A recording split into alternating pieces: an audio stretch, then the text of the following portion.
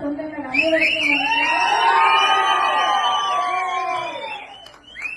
இன்னைக்கு நான் பேரையூருக்கு முதல் முறையா வந்திருக்கேன். நான் ராமநாடுக்கு வந்திருக்கேன், பரமக்குடிக்கு வந்திருக்கேன். நம்ம ஊருக்கு ஒரு வெற்றியோட என் தங்கச்சி ஜெயிச்சது, என் சமுதாயமே ஜெயிச்ச மாதிரி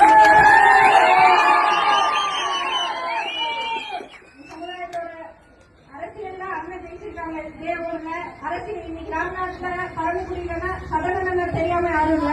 அதே மாதிரி இன்னைக்கு ராமநாடுனா ஜனனி பாபா வச்சு யாருக்கு தெரியாம அப்பா வந்திருக்காங்கன்னு சொல்லுவோம். இதே ஊருக்கு இதே மேடையில தலைவர் வந்து நின்றுருக்காரு. இன்னைக்கு தலைவருக்கு அடுத்து நான் வந்து நிக்கிறேங்கிறது எனக்கு அடுத்த கட்ட சந்தோஷம்.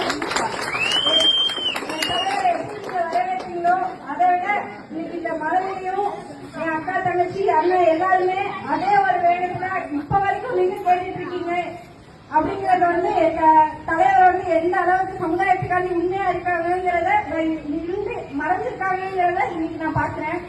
அதே மாதிரி என் தங்கச்சி வந்து அடுத்த கட்டத ஒரு சிவில் சர்வெண்ட், ஒரு யூபிஎஸ்சில சிவில் சர்வெண்டா இருந்து அந்த ஒரு வெற்றிக்கான விழாக்கும் நான் வருவேங்கிற நம்பிக்கை எனக்கு இருக்கு.